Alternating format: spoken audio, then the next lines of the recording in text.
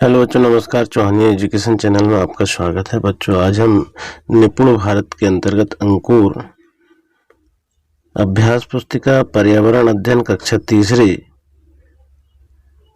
के रेडनेस सप्ताह 1 दिवस 4 में वर्कशीट 4 पर कार्य करेंगे, जिसे राज्य शिक्षा केंद्र भोपाल से आपके विद्यालय में पहुंचा दी गई है और आपको आपके विद्यालय से यह अभ्यास पुस्तिका जो है प्रदान की जाएगी, जिसे आपको इस रेडनेस सप्ताह के अंतर्गत इन सारे वर्कशीट को हल करके आपको अभ्यास करना है। तो इसी के अंतर्गत हम देखेंगे रेडनेस सप्ताह 1 वर्कशीट क्रमांक 4 सप्ताह 1 दिवस 4 में की जाने वाली कार्यवाही।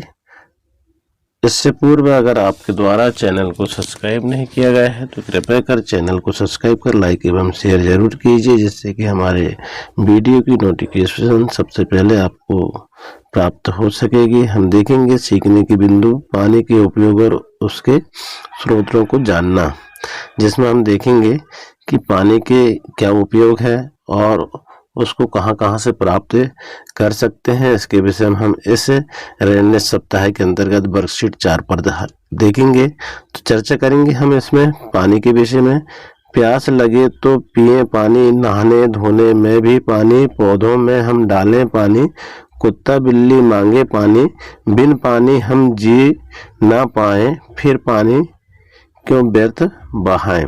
तो इस तरह से हम कविता के माध्यम से पानी के उपयोग और पानी की महत्ता को जान सकते हैं। यहाँ पर अभ्यास दिए गए हैं। अभ्यास क्रमांक 1, तो पानी का उपयोग आप कौन कौन से कामों में करते हैं।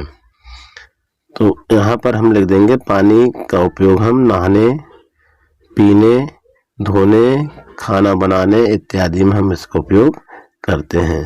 हमें सभी को पानी की आवश्यकता क्यों होती है। तो पानी के बिना हमारा जीवन संभव नहीं है, इसलिए पानी की आवश्यकता हमें आवश्यक है। पेड़ पौधों को पानी कैसे मिलता है। तो पेड़ पौधों को हम सिंचाई, वर्षा के जल, नालियों के माध्यम से पेड़ पौधों को पानी मिल जाता है। अब क्या पानी के बिना हम जीवित रह सकते हैं। तो बिल्कुल नहीं रह सकते, जल ही जीवन है। कौन कौन से तरीके से पानी का बचाया जा सकता है। तो बाल्टी या मग का उपयोग करके, नल का उपयोग, टूटी वाला नल का उपयोग करके, बहुत सारे उपयोग हैं जिससे हम पानी को बचा सकते हैं। इसके बाद देखिए बनाओ। अभ्यास क्रमांक 2 में आपके घर और स्कूल में जिन स्रोतों से पानी लाया जाता है उनके चित्र बना करके नाम लिखिए। अब कहाँ से पानी लाया जाता है स्कूल या घर में। तो हैंडपंप के द्वारा। तो इस तरह से हैंडपंप हम बना लेंगे और हैंडपंप से पानी प्राप्त होता है। ऐसे हम चित्र बोरवेल के द्वारा, जहाँ बोर के द्वारा पानी या कुआं, तो बोरवेल यहाँ पर हम बना लेंगे। इस तरह से बोरवेल के द्वारा भी पानी प्राप्त होता है। अब इसके बाद देखेंगे सप्ताह 1 में ही दिवस 5 में की जाने वाली वर्कशीट 5 पर कार्रवाई रेडनेस सप्ताह 1 ही के अंतर्गत है। इसमें भी हम सीखने के बिंदु देखेंगे। पानी के उपयोग और उनके स्रोतों को जानना, पानी का हम उपयोग और कहाँ से पानी प्राप्त होता है, इसके विषय में ही हमें इसमें जानना है। तो इसके विषय में चर्चा करना अभ्यास क्रमांक 1 में। तो कविता देखेंगे बच्चों हम। बूंदे भागी बूंदे धौड़ी, निकली है बंठन के देखो, छाते और मुनिया की जोड़ी, सुंदर लगती है देखो, आओ खाए गरम कचौड़ी, फिसल न जाना ये देखो। तो इस तरह हम चित्र में देख रहे हैं, बरसात हो रही है। अब बालक जो छाते के नीचे खड़ा हुआ है। अब इसमें कुछ प्रश्न है अभ्यास के अंतर्गत। तो हम दिखाए गए चित्र का ध्यानपूर्वक अवलोकन करके बताएं कि आपको क्या क्या दिखाई दे रहा है। तो यहाँ वर्षा हो रही है, बालक खड़ा हुआ है, तो ये दिखाई दे रहा है। बारिश में आप क्या क्या करते हैं। तो बारिश के समय छाता लगा करके बाहर निकलते हैं। क्या बारिश आपको अच्छी लगती है। यदि हाँ तो क्यों। हाँ, क्योंकि इस समय पर्यावरण जो हरा भरा लगता है और शुद्ध रहता है। अब बनाओ करके इसमें अभ्यास क्रमांक 2 है। तो गीली मिट्टी से पानी रखने के 3 बर्तन बनाइए। अब जैसे यहाँ पर कटोरा गीली मिट्टी से हम बना लेंगे, गमला बना लेंगे, सुरई, इस तरह से हम तैयार गीली मिट्टी से तैयार कर लेंगे। अभ्यास क्रमांक 3 में देखेंगे तालाब पानी में तैरती नाव, उसके आसपास के दृश्य का चित्र बना करके रंग भरिए। अब देखिए आप यहाँ पर तैरती नाव जो है और उसके आसपास के जो दृश्य है सुंदर आकर्षक, इस तरह से आप भी बना लेंगे पानी में तैरती हुई नाव।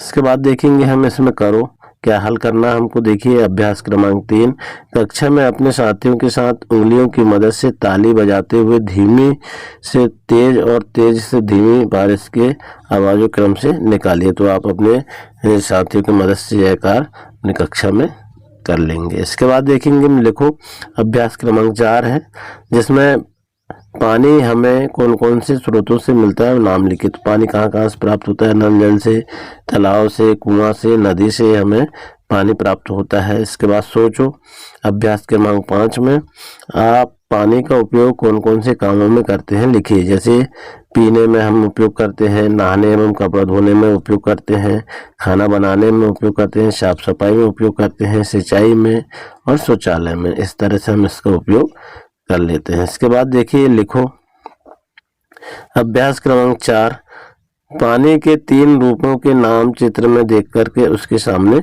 लिखिए। अब यहाँ पर पानी के 3 रूपों चित्र में देख करके यहाँ पर 3 रूप दिए हुए पानी के।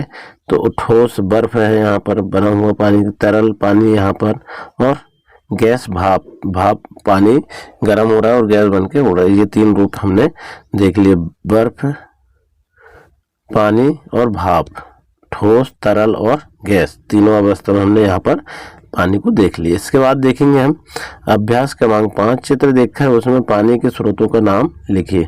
अब यहाँ देखिए आप चित्र देख करके वर्षा हो रही है यहाँ पर, फिर यहाँ कुआं से पानी निकाला जा रहा है, हैंडपंप यहाँ पर लगा हुआ है, तालाब इस तरह से देखिए आप चित्र के माध्यम से, और ये नदी है।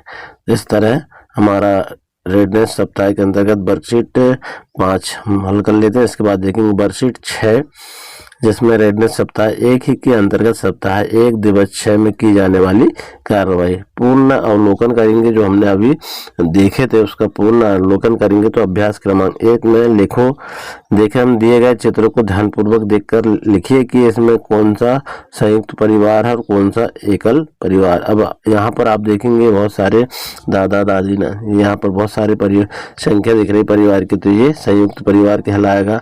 और यहाँ पर सिर्फ हम हमारे 2 हैं, तो ये एकल परिवार के अंतर्गत आ जाता है। इसके बाद देखेंगे हम अभ्यास क्रमांक 2, वह सोनू के परिवार का चित्र है, चित्र में दिख रहे लोगों से सोनू का संबंध लिखकर बताइए। अब यहाँ देखिए ये दादी है, ये माँ है, पिता है, दादा है, बहन है और ये सोनू है। तो इस तरह हमारा पूरा ग्राफ बन जाता है, दादी, दादा, माँ, पिता, बहन और सोनू का परिवार इस तरह से बन जाता है। इसके बाद सोचे अभ्यास क्रमांक 3, दिए गए उदाहरण को समझकर तालिका को भरिए।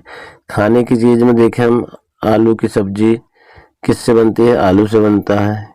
किससे मिलता है, पौधों से।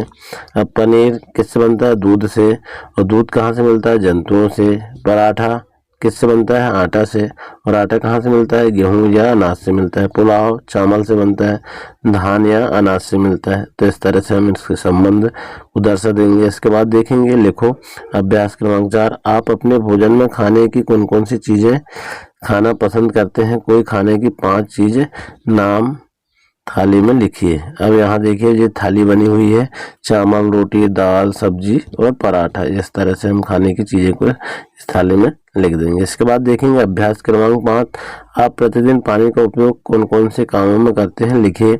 जैसे हम नंबर 1 खाना बनाने में, सब्जी धोने में, नहाने में, कपड़ा धोने में और पीने में, ऐसा हम उपयोग करते हैं। तो इस तरह आप भी लिख देंगे। इसके बाद देखेंगे बच्चों हम सोचो अभ्यास क्रमांक 6, अगर तालाब का सारा पानी सूख जाए तो मछलियों का क्या होगा, सोचिए और लिखिए।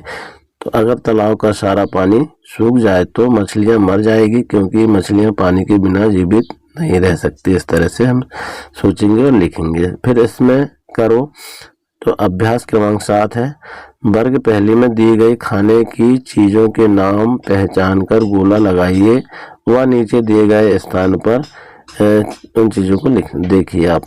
जैसे यहाँ पर केला, तो केला में हमने गोला लगा लिया। टमाटर, अब टमाटर कहाँ, इस तरह से टमाटर हमने गोला लगा लिया। इसके बाद नींबू, नींबू में हमने यहाँ पर ढूंढ करके निशान लगा लिए। इसके बाद अंडा देखिए आप, तो अंडा कहाँ पर है, यहाँ पर अंडा है, तो इस प्रकार।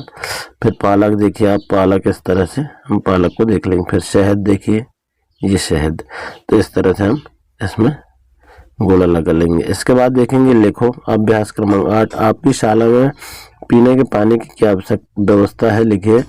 नंबर 1 पानी की टंकी, नंबर 2 नल जल योजना से। इस तरह से हम इन सारी वर्कशीट को हल कर लेंगे। आशा है बच्चों आपको यह वर्कशीट पसंद आई होगी। इसी तरह वर्कशीट 6-7 प्रकार करने के लिए चैनल में बने रहें। धन्यवाद।